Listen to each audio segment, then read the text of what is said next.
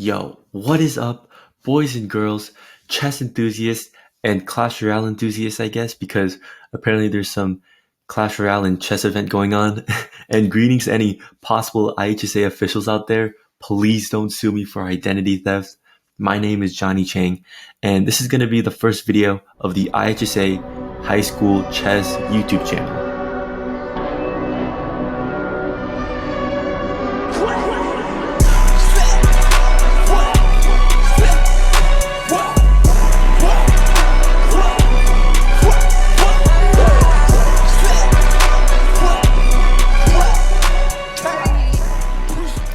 Firstly, about me, I'm a high school chess player in Illinois, kind of crazy. If I was from Wisconsin or something, I'd probably be playing with cheese and not chess. I was the board 7 player for Naperville Central, and I've been playing for a little over 2 years now.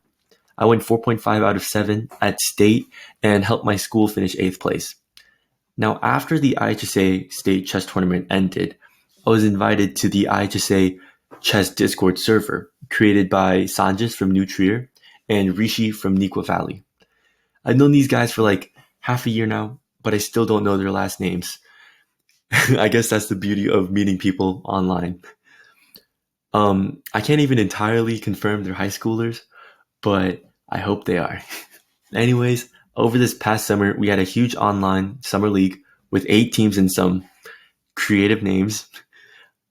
These teams battled it out in a round-robin format with the top 4 seeds playing in a playoff series for a humongous prize pool of $100. In the beginning of the tournament, I advocated for like a YouTube channel that we could all pitch into, record some commentary of league games, and post whatever videos we'd like to have a laugh, save some memories, and every once in a while make educational content to help people get better at chess. The idea never really came into fruition, so I thought I'd take matters into my own hands.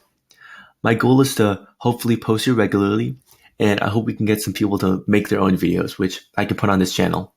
Or for those who don't really want to make videos, maybe help pitch ideas or submit video requests on a doc or something for other people to make.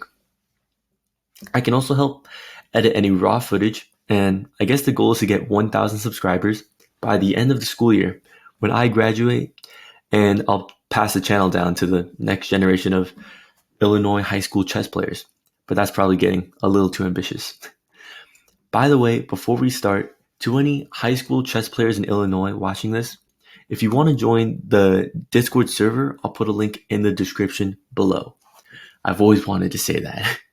Okay, so today we're going to be looking at one of the craziest games that happened in the league.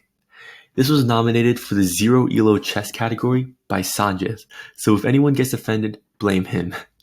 This game was a board 8 matchup between the Throwers versus Rishi's Little Children. How chess games work in a team format is that each team gets 8 players who are assigned boards from strongest to weakest, usually 1 being the strongest and 8 being the weakest. These players will go on to play their corresponding opponents for 12 to 5 points, and the first team to 34.5 points wins.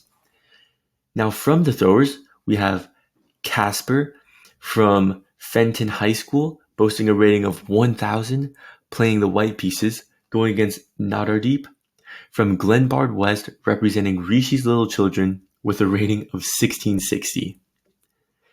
And the first 2 moves of the game, and we're still following theory. This is a pretty standard London system with d4, d5, and bishop f4, which is generally considered a more solid and boring opening, but can actually turn very dynamic and interesting in the right hands, like when it was used at the World Chess Championship with Dingley Ren against Jan Nepomniachtchi.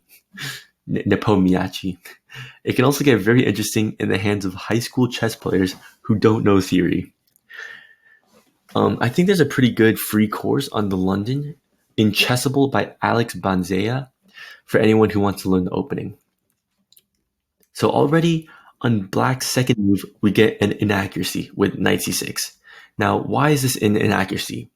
While you do attack the d4 pawn, you relinquish control of this e5 square because you can't undermine the d4 pawn with a move like c5.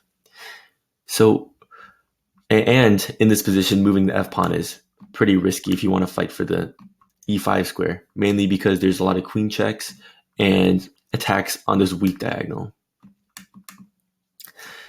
So instead, c5 is usually what is played, and that's followed up by knight f6, knight c6, and queen b6, just adding more pressure to the d4 pawn, and also attacking this b2 pawn and threatening to win the rook on a1. So after white develops his pieces, completing the standard London setup with this triangle of pawns, where the bishop usually goes to the square and sees both very long diagonals, and the knight goes to d2. And then you get e6 from black, which is an inaccuracy just because black is completely blocking the development of this light squared bishop. And even if this bishop gets fianchettoed, it's just biting at its own pawns.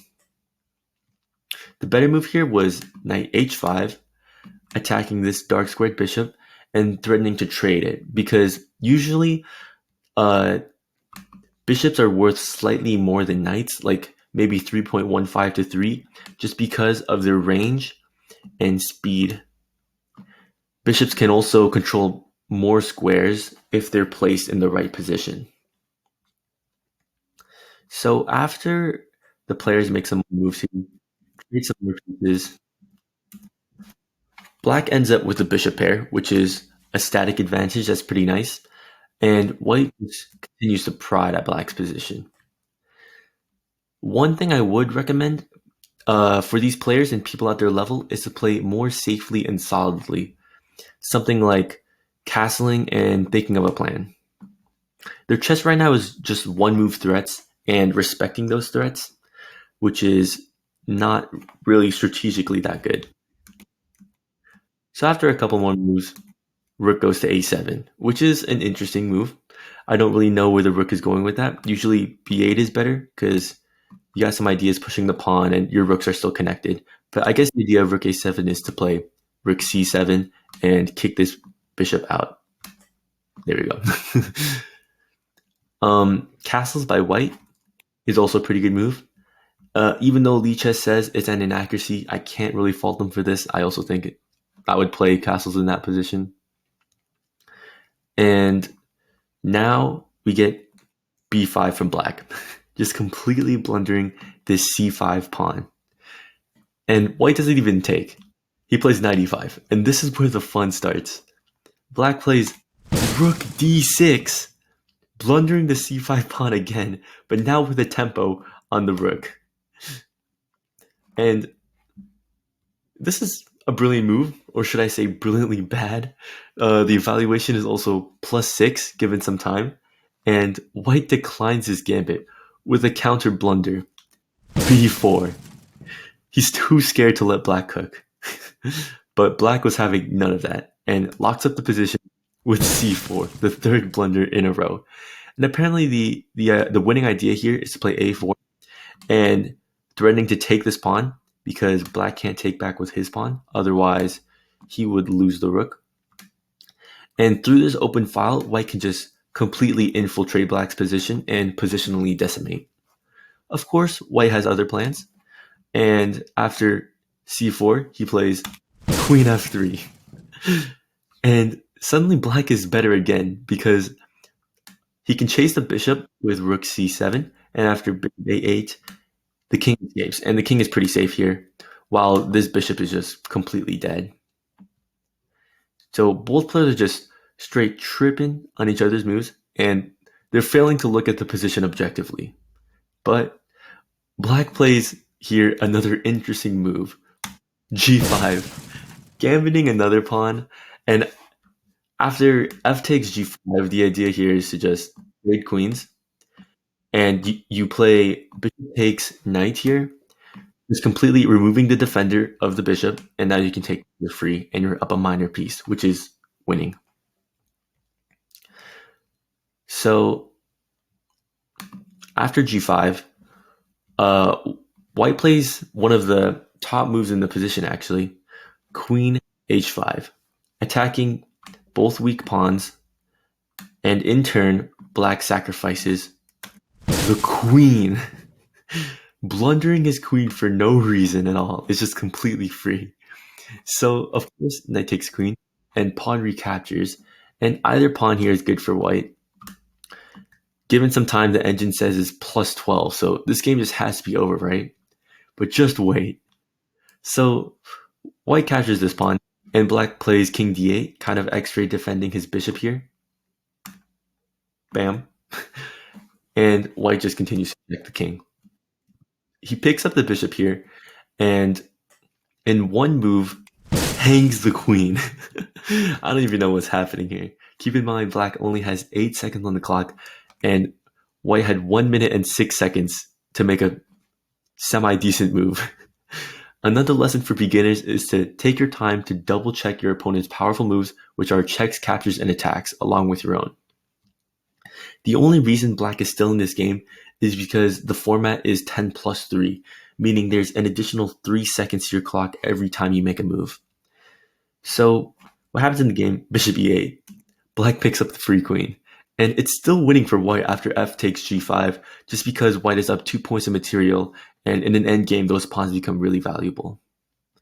But instead of f takes g5, white plays rook f3, a blunder, because black can actually just completely trap this bishop after something like rook d8, bishop c6, and king d7, and this bishop has nowhere to go.